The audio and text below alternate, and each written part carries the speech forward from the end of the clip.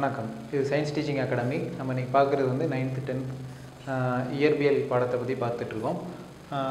முதலில் இயக்கம் பற்றின சிந்தனைகள் அப்படின்னு சொல்லிட்டு தலைப்பில் இயக்கம் பற்றிய விதிகள், ஒவ்வொரு டெக்னிக்கல் டேமோட டெஃபினிஷன்ஸ் எல்லாமே பார்த்துக்கிட்டு இருக்கோம். கடைசியில் நம்ம பார்த்தது வந்து நியூட்டனின் முதல் விதி பார்த்தோம். முதல் விதியில் நம்ம வந்து இந்த கார், ஃப்ரிக்ஷன்லெஸ் சர்ஃபேஸ் இதை வச்சு நம்ம முதல் விதியை விளக்கணும். இந்த புக்கில் வந்து நிலைமத்தை இன்னொரு விதமாக சொல்லியிருக்காங்க, வாசிக்கிறேன். ஒரு பொருள் தன்னிச்சையாக தனது ஓய்வு நிலையையோ அல்லது ஒரே நேர்கோட்டில் அமைந்த சீரான இயக்க நிலையோ மாற்றிக்கொள்ள இயலாத தன்மை நிலைமம் எனப்படும் அப்படின்னு சொல்லியிருக்காங்க. ஸோ இந்த ரெண்டு டெஃபினேஷனும் முதல் விதியை பற்றி புரிந்து கொள்வதற்கு உங்களுக்கு உதவியாக இருக்கும் அப்படின்ட்டு நம்புகிறேன். இப்போ அடுத்தது நம்ம பார்க்க வேண்டியது உந்தம். இந்த பொருட்களுக்கு வந்து நிலைமம் இருக்குது அப்படின்னு சொல்லிட்டு பார்த்தோம். இந்த நிலைமத்தின் அளவு என்ன அப்படின்னு சொல்லிட்டு, நிலைமம் எதை பொறுத்து அமையும் அப்படின்னு சொல்லிட்டு பார்த்தீங்கன்னா பொருளின் நிறையையும் திசைவேகத்தையும் பொறுத்து அமையும். இப்போ நீங்கள் உதாரணத்துக்கு பார்த்துக்கங்க, உங்கள் வீட்டில் வந்து ஒரு பொம்மை கார் இருக்குது. இது வந்து இதோட வெயிட் இதோட மாஸ் வந்து உதாரணத்துக்கு 10 கிராம்னு வச்சுக்கோங்க. இதோட உங்கள் வீட்டில் உள்ள சின்ன குழந்தை வந்து இந்த காரை அப்படி தள்ளி விடுது. இதோட திசைவேகம் வந்து 10 மீட்டர்/செகண்டுன்னு வச்சுக்கோங்க. இதோட உந்தம் அப்படின்னா பீன்ற இதில் சொல்லுவாங்க. உந்தம் is equal to mass into velocity. So 10 இது வந்து 1 கிலோன்னு வச்சுக்கோங்க. நம்ம கணக்குக்கு எளிமையாக இருக்கிறது. ஏன்னா கிலோகிராம் தான் இன்டர்நேஷ்னல் யூனிட்ஸ். ஸோ மாஸ் வந்து 1 கிலோகிராம் இன்ட்டு திசைவேகம் வந்து 10 மீட்டர்/செகண்ட் ஈக்குவல் டு 10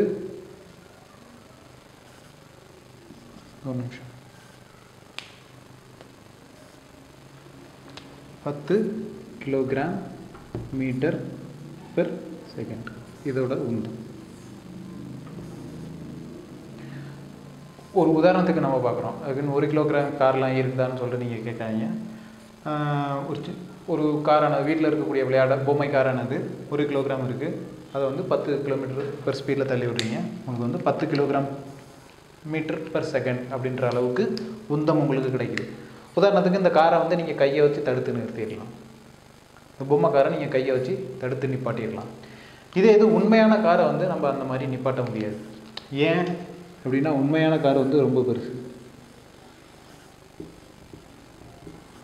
இதோட மாஸ் வந்து பல 10,000 கிலோகிராம் கிட்ட இருக்குது.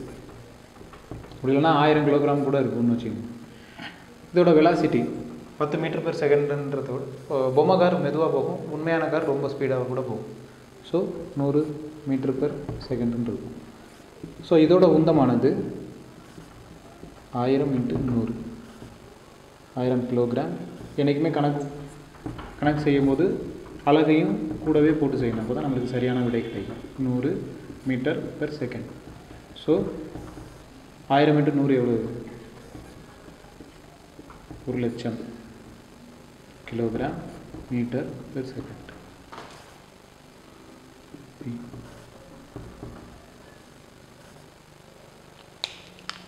ஸோ அவங்க வீட்டில் இருக்கக்கூடிய பொம்மை கார் வந்து ஒரு குறிப்பிட்ட அளவு ஸ்பீடில் வரும்போது நம்ம அதை கையை வச்சு தடுத்து நிப்பாட்ட முடியும். அதே இது ரோட்டில் கார் வேகமாக போய்கிட்டு இருக்கும்போது நம்ம முன்னாடி இப்படி நின்று இப்படி கையை வச்சு நிப்பாட்ட முடியாது. நிப்பாட்டினா நம்ம நிலைமை வந்து கவலைக்கிடமாக போயிடும். ஏன் அப்படின்னா அதோட உந்தம் வந்து அதிகமாக இருக்கிறது. வீட்டில் இருக்கக்கூடிய பொம்மை காரோட உந்தம் கம்மியாக இருக்கிறது. இந்த உந்தம் எதை பொறுத்து மாறுபடுகிறது அப்படின்னு சொல்லிட்டு சொன்னோம்னா, நம்ம ஏற்கனவே பார்த்த மாதிரி நிறையையும் திசைவேகத்தையும் பொறுத்து மாறுபடுகிறது அப்படின்னு சொல்லிட்டு பார்க்கலாம். உந்தத்தை வந்து பி அப்படின்ற ஒரு பி அப்படின்ட்டு நம்ம சொல்லலாம். இதோட அலகு வந்து கிலோகிராம் மீட்டர்/செகண்ட். ஸோ இதை வச்சு தான் நியூட்டன் வந்து 2வது விதியை கொண்டு வந்தார். நியூட்டனின் 2வது விதி வந்து என்ன சொல்லுது அப்படின்னா, விசையானது உந்த மாறுபாட்டு வீதத்திற்கு சமமாக இருக்கும் அப்படின்ட்டு சொல்கிறார். இப்போ உந்த மாறுபாட்டு வீதம் நம்ம எப்படி பார்க்குறது அப்படின்னா, நம்ம முதல்ல என்ன பார்த்தோம்? முதல் வகுப்புலையோ ரெண்டாவது வகுப்புலையோ முடுக்கத்தை பற்றி பார்த்தோம். முடுக்கம் அப்படின்னா என்னது? திசைவேக மாறுபாட்டு வீதம். திசைவேகம் ஒரு செகண்ட்லேருந்து அடுத்த செகண்டுக்கு திசைவேகம் எந்த அளவுக்கு மாறுபடுகிறது அப்படின்னு சொல்லிட்டு நம்ம ஒரு ட்ரெயின் எக்ஸாம்பிளை வச்சு கணக்கெல்லாம் போட்டு உங்களுக்கு காமிச்சோம். அதே மாதிரி உந்த மாறுபாட்டு வீதம் வந்து விசை அப்படின்னு சொல்லிட்டு நியூட்டன் வந்து சொல்கிறார்.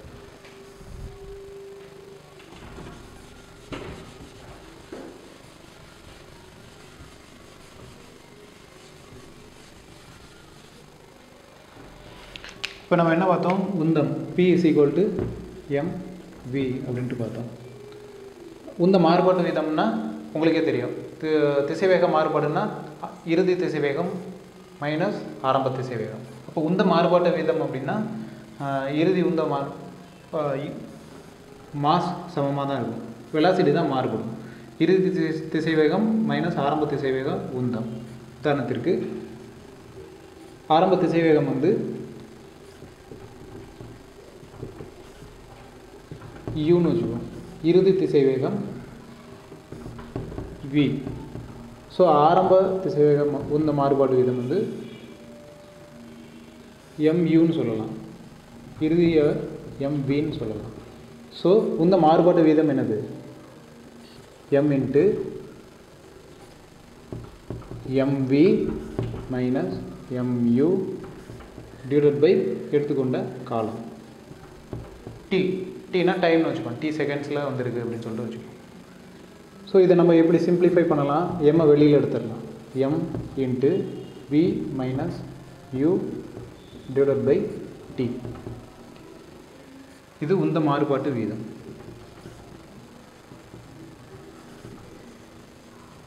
நியூட்டன் என்ன சொல்கிறாரு? இதுதான் ஃபோர்ஸ் அப்படின்றாரு.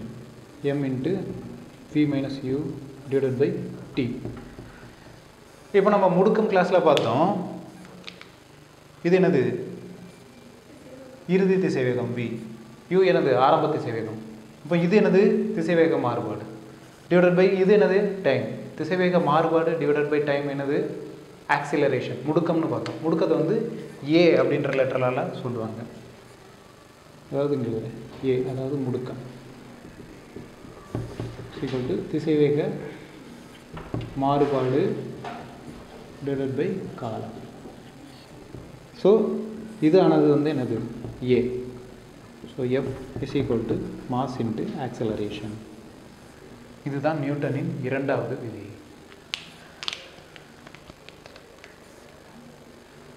விசையானது பொருளின் நிறையையும் அதனுடைய முடுக்கத்தையும் பெருக்கி வந்த பெருக்கல் தொகைக்கு சமமாக இருக்கும் அப்படின்னு சொல்லிட்டு சொல்கிறாரு. இப்போது மாஸுக்கு இன்டர்நேஷ்னல் யூனிட் என்னது? கிலோகிராம். நம்ம முன்னாடியே முடுக்கத்துக்கு பார்த்த மாதிரி இதுக்கு இன்டர்நேஷ்னல் யூனிட் கிலோகிராம். ஆக்சலரேஷனுக்கு என்ன பார்த்தோம்? மீட்டர் பெர் செகண்ட் ஸ்கொயர் அப்படின்னு பார்த்தோம். Kilogram metre per second square. ஓகேவா? எஃப் அதாவது விசையின் அலகு kilogram metre per second square. So இந்த விசையை பற்றி நியூட்டன் வந்து முதல்ல இந்த விசையை வரையறுத்ததுனால நியூட்டனை புகழக்கூடிய விதத்தில் இந்த இதை வந்து விசையை வந்து நியூட்டன் அப்படின்ற அலகால் நம்ம அளக்குறோம். ஸோ விசையின் அலகு என்னது? Newton.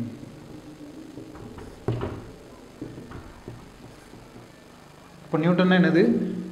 Kilogram metre per second square. ஒரு நியூட்டன் அப்படின்னா 1 kilogram metre per second square. 10 newton அப்படின்னா 10 kilogram metre per second square. சரியா? ஸோ விசையின் அலகு நியூட்டன். நியூட்டன்னா என்ன அப்படின்னு சொல்லிட்டு கேட்பாங்க. நியூட்டன் வந்து நியூட்டனின் இது எதுக்கு சமமாக இருக்கும் அப்படின்னு சொல்லிட்டு கேட்பாங்க. நீங்கள் வந்து தெரிஞ்சுக்கலாம். Kilogram metre per second square. இது மறந்துருச்சுன்னா இந்த ஃபார்முலா ஞாபகம் வச்சு இந்த ஃபார்முலா வச்சு போட்டுக்கலாம். Force = mass × acceleration. F = ma. இது எல்லாருக்கும் பரவலாக தெரிஞ்சு வச்சுருப்பாங்க. ஸோ மாஸ்னா கிலோகிராம், ஏன்னா ஆக்சிலரேஷனுக்கு அளவு metre per second square. So newton = kilogram metre per second square அப்படின்னு சொல்லிட்டு நீங்கள் தெரிஞ்சுக்கலாம். ஸோ முதல் விதி என்னது? முதல் விதி எதை பற்றி பார்த்தோம் அப்படின்னா நிலைமம்.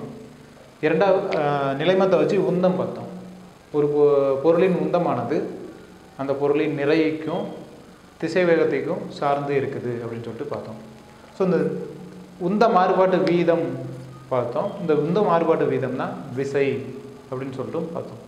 இப்போ இந்த உந்த மாறுபாட்டு வீதத்தை நம்ம தருவிக்கும் பொழுது விசைக்குண்டான ஒரு ஃபார்முலா கிடைக்குது.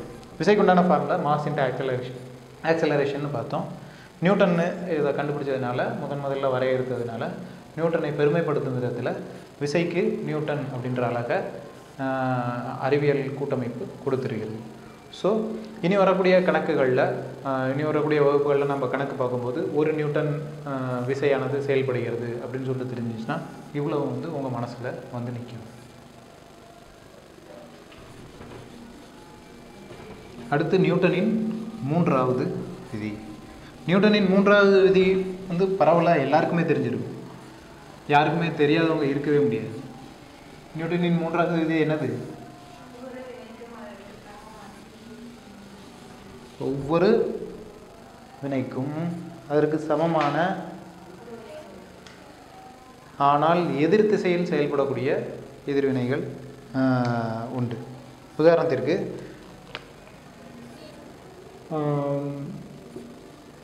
தண்ணி இருக்குது, இங்கே போட் இருக்குது. போட்டில் இருந்து ஒரு மனிதன் தாவுறான் கரைக்கு. ஸோ மனிதன் இந்த டைரெக்ஷனில் ஒரு விசை கொடுக்குறான். போட்டானது அவன் மேலே இந்த டைரெக்ஷனில் ஒரு விசை கொடுக்குது. ஸோ ஒவ்வொரு வினைக்கும் அதற்கு சமமான எதிரெதிர் திசையில் செயல்படக்கூடிய எதிர்வினை உண்டு அப்படின்னு சொல்கிறது நியூட்டனின் மூன்றாவது விதி. இந்த நியூட்டனின் மூன்றாவது விதியை நல்லா தெரிஞ்சுக்கிறதுக்கு, நல்லா புரிந்து கொள்வதற்கு ஒரு 2 எடுத்துக்காட்டு பார்ப்போம். முதல் எடுத்துக்காட்டில் ஒரு பெரிய ட்ரக் இருக்குது. பெரிய ட்ரக், டேங்கர் லாரின்னு வச்சுக்கோங்க.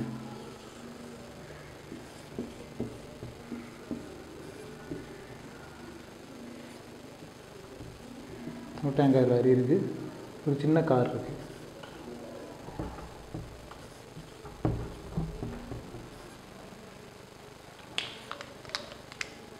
சரியா? இப்போ இது இந்த டேங்கர் லாரி ரெண்டுமே நின்றுட்டு தான் இருக்குது, செயல்பட இயக்கத்தில் இல்லை, ரெண்டுமே ஓய்வு நிலையில் இருக்குது. இப்போ இந்த டேங்கர் லாரி மெதுவாக நகர்ந்து இந்த காரை இடிக்குது. ஸோ இது இடிக்கும் போது நீங்கள் என்ன ஆகும்னு நீங்கள் நினைக்கிறீங்க? இடிக்கும் போது என்ன ஆகும்? கார் பின்னாடி ஓடிடும். கரெக்ட், எல்லோரும் பார்த்துருக்கவும் செஞ்சுருப்பீங்க. இப்போ நியூட்டனின் மூன்றாவது விதி என்ன சொல்லுது? ஒவ்வொரு வினைக்கும் அதற்கு சமமான எதிரெதிர் திசைகளில் செயல்படக்கூடிய எதிர்வினை உண்டு அப்படின்னு சொல்லுது. ஸோ இந்த டேங்கர் லாரி இந்த டைரெக்ஷனில் ஒரு விசையை கொடுக்குது, ஒரு வினை கொடுக்குது. இது ஒவ்வொரு வினைக்கும் அதுக்கு சமமான எதிர் திசையில் செயல்படக்கூடிய இன்னொரு வினை உண்டு அப்படின்னு சொல்லிட்டு சொல்லலாம். அப்போ நான் ஏன் இந்த இது பின்னாடி நகருது? அதே மாதிரி இரண்டாவது நிலை பார்ப்போம். ஒரு மாட்டு வண்டி இருக்குது.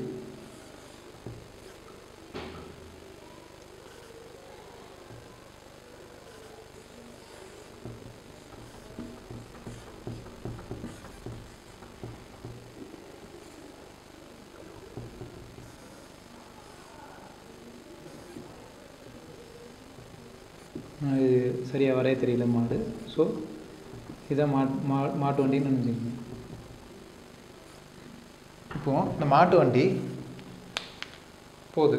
மாடு ஒரு விசையை இந்த வண்டி மேலே கொடுக்குது. மாடு வண்டி இழுத்துட்டு போகுது. இப்போ இந்த மாடு வண்டி மேலே ஒரு விசையை கொடுக்குது. இப்படி இப்போ நியூட்டனின் மூன்றாவது விதி பிரகாரம் பார்த்தீங்க அப்படின்னா ஒவ்வொரு வினைக்கும் அதற்கு சமமான ஆனால் எதிர் திசையில் செயல்படக்கூடிய இன்னொரு வினை உண்டு. அப்படின்னா அந்த மாட்டு வண்டி மூவ் ஆகக்கூடாது நியூட்டனின் மூன்றாம் விதியை பொறுத்த அளவில். என்னைக்காவது நீங்கள் அந்த மாதிரி நினைத்து பார்த்தது உண்டா? இது முதல் கேஸில் முதல் எடுத்துக்காட்டில் ஒரு பெரிய டேங்கர் லாரி வந்து சின்ன கார் மேலே மோதும்போது கார் பின்னாடி போகக்கூடாது. ஏன்னா ஒவ்வொரு வினைக்கும் சமமான எதிர் திசையில் செயல்படக்கூடிய எதிர்வினை உண்டு நியூட்டன் சொல்லியிருக்கிறார். அதே மாதிரி மாட்டு வண்டி கேஸ்லேயும் மாட்டு வண்டி முன்னாடி தள்ளுது, ஆனால் அதற்கு சமமான எதிர் திசையில் செயல்படக்கூடிய வினையை வந்து வண்டியானது கொடுக்குது. அப்போ மாட்டு வண்டியை நகரக்கூடாது. ஆனால் முதல் கேஸில் வந்து கார் பின்னாடி போகுது, மாட்டு வண்டி மொத்தமாக முன்னாடி போகுது. ஏன் அப்படின்னா நம்ம முதல்ல சொல்லியிருக்கோம், ஒரு பொருள் மேலே பல திசைகளில் விசைகள் செயல்படலாம்னு சொல்லியிருக்கோம். உதாரணத்துக்கு இப்படி போட்டு பார்த்தோம், இது ஏன்ற ஒரு பொருள், இது மேலே பல விசைகள் செயல்படுது. இந்த விசையில் தொகுபயன் விசையின் திசையில் பொருளானது இடப்பெயர்ச்சி அடைகிறது அப்படின்னு சொல்லிட்டு முதல்ல பார்த்தோம். இப்போ இந்த டேங்கர் லாரிக்கு ஃப்ரிக்ஷன் ரொம்ப ஜாஸ்தி. இது வந்து மோதுல விசை. அடுத்து வந்து ஃப்ரிக்ஷன் ஃபோர்ஸ் வந்து இந்த டேங்கர் லாரிக்கு ரொம்ப ஜாஸ்தி, இந்த காருக்கு ரொம்ப கம்மி. ஸோ இந்த இதை வச்சிடும். கேஸ் ஒன்றும் இல்லை, இந்த டேங்கர் லாரிக்கு ஃப்ரிக்ஷன் ஃபோர்ஸ் ரொம்ப ஜாஸ்தி, இதுக்கு ஃப்ரிக்ஷன் ரொம்ப கம்மி. ஸோ இதை மோதும் போது இந்த ரெண்டு விசையும் நியூட்ரலைஸ் ஆகிரும். ஆனால் இந்த விசை வந்து நியூட்ரலைஸ் ஆகாது. ஸோ கார் வந்து பின்னாடி போகுது. ஓகேயா? அதே மாதிரி இந்த கேஸில் மாட்டு வண்டி மாட்டின் கால்களுக்கும் நிலப்பரப்புக்கும் ஏற்பட்ட ஃப்ரிக்ஷன் வந்து உள்ளதுக்கு. ஆனால் சர்க்குலர் இதில் இந்த சக்கரத்தோட ஃப்ரிக்ஷன் வந்து ரொம்ப கம்மி. ஸோ மாட்டு வண்டி கொடுக்குற ஃபோர்ஸும் மாடு கொடுக்குற ஃபோர்ஸும் நியூட்ரல் ஆகிடும். இந்த விசை வந்து ஃப்ரிக்ஷனால் ரொம்ப கம்மி. ஸோ ஃப்ரிக்ஷனல் ஃபோர்ஸ் இங்கே வேறுபடுறதுனால தொகுபயன் திசையில் பொருள் மூவ் ஆகுது. இதுதான் நியூட்டனின் மூன்றாவது விதி. சிம்பிளாக சொல்லணும் அப்படின்னா, ஒவ்வொரு வினைக்கும் அதற்கு சமமான எதிர்வினை உண்டு, எதிரெதிர் திசையில் செயல்படக்கூடிய எதிர்வினை உண்டு அப்படின்னு சொல்லிடலாம். ஆனால் இன்னும் தெளிவாக புரிஞ்சுக்கணும் அப்படின்னா, இந்த ரெண்டு கேஸையும் எதுக்கு சொன்னேன் அப்படின்னா, பொருட்களின் மீது ஒரே ஒரு விசை மட்டும்தான் செயல்படுகிறது அப்படின்னு சொல்லிட்டு நம்ம எப்பவும் சொல்லிட முடியாது. கண்ணுக்கு தெரியாத பல விசைகள் வந்து செயல்படலாம். ஸோ எவ்வளோ விசைகள் செயல்பட்டாலும் தொகுபயன் விசைகளின் தொகுபயன் திசையில் பொருளானது நகர்கிறது. இந்த கேஸில் மாட்டு வண்டி முன்னாடி போகுது, கார் இங்கே போகிறது, தொகுபயன் விசையின் காரணமாக. தொகுபயன் விசையை நம்ம மறந்துடக்கூடாது அப்படின்னு சொல்லிட்டு தான் இந்த உதாரணம் சொல்லப்பட்டது. ஸோ இதுக்கு அடுத்த கிளாஸஸ்களில் நியூட்டனின் விதிகள் பார்த்தாச்சு, இயக்கம் பற்றிய வரைபடங்கள், கிராஃபில் எப்படி மூவ்மெண்ட்டை போடலாம், அதுக்கப்புறம் புவி ஈர்ப்பு விசை, இதை பற்றிலாம் பார்ப்போம். நன்றி.